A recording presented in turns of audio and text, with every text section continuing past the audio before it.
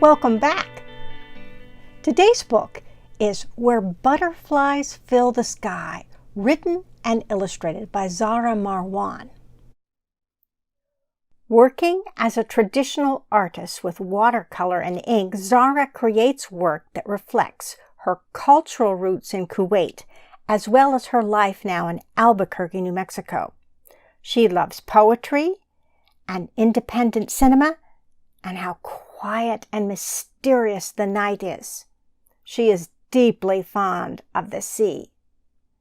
Butterflies is her debut picture book, and she has more coming next year. This book is based on a true story about Zara and her family. It starts out in a Middle Eastern country called Kuwait, where her father, mother, and relatives were born and had lived all their lives. But something which happened many years before Zara was even born has been gradually affecting their lives. From the desert to the sea, this is my home, where 100 butterflies are always in the sky. Pigeons are kept and loved. Boats sail the calm sea.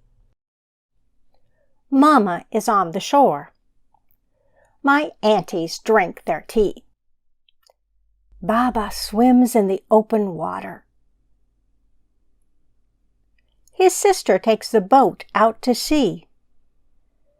Me and my brothers are in our own world. This is where I sleep, where my ancestors live and are always watching.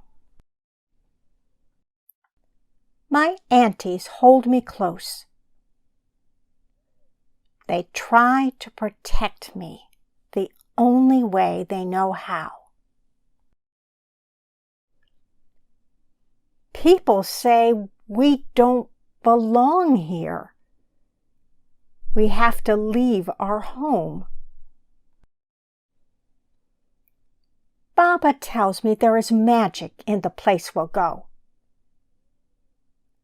I don't want to leave. Mama says it will be better for us.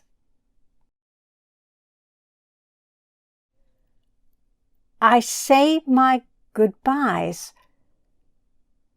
without knowing why,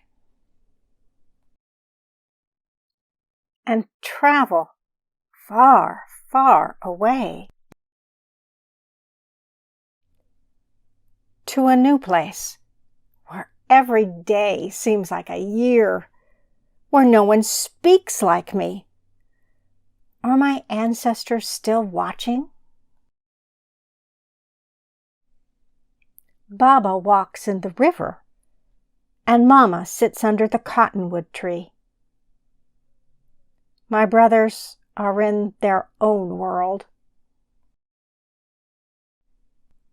We hear a noise and follow it. It's the music of a guitarron.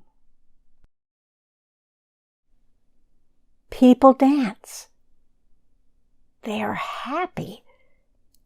And when we look up, 100 balloons fill the sky. I'm so different from everyone here.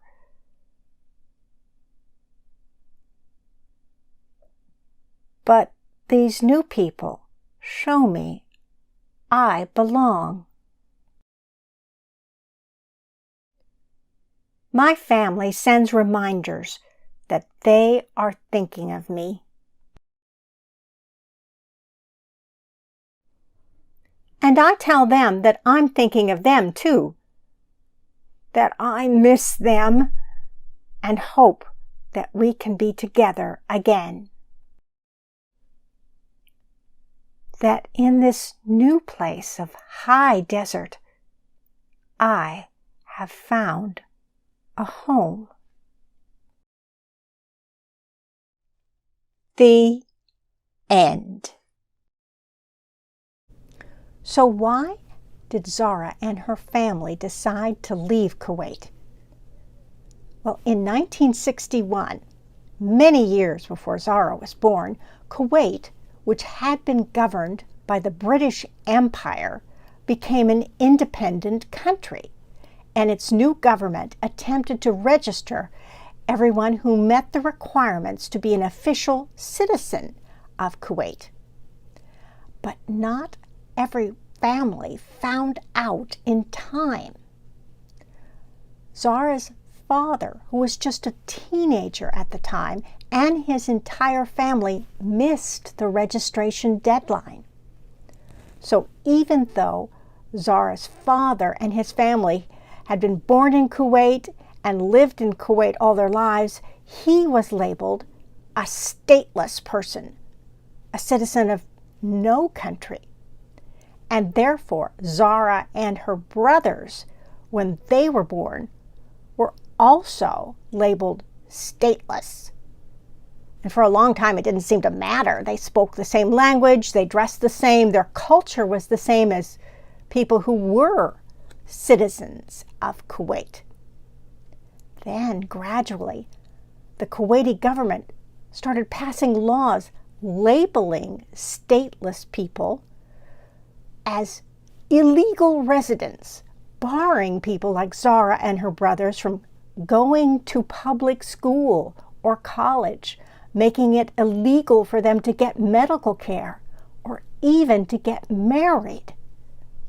Eventually, Zara's parents saw there was no future for Zara and their sons in this place that they had always called home, and with great sadness they left Kuwait and were able to come to America and settle in New Mexico, where Zara was welcomed by her new classmates.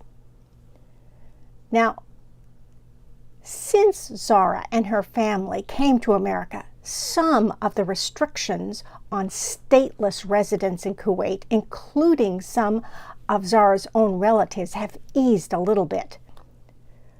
But this situation of stateless people isn't limited to Kuwait. Millions of people around the world, according to the UN, live in countries where they are considered stateless. Now, Zara and her family found a welcoming new home in America, and Zara still remembers her classmates and how they treated her when she arrived. You know, you can welcome any new kid in your school, no matter where they come from. By your actions, you can show that we are all God's children. See you next week.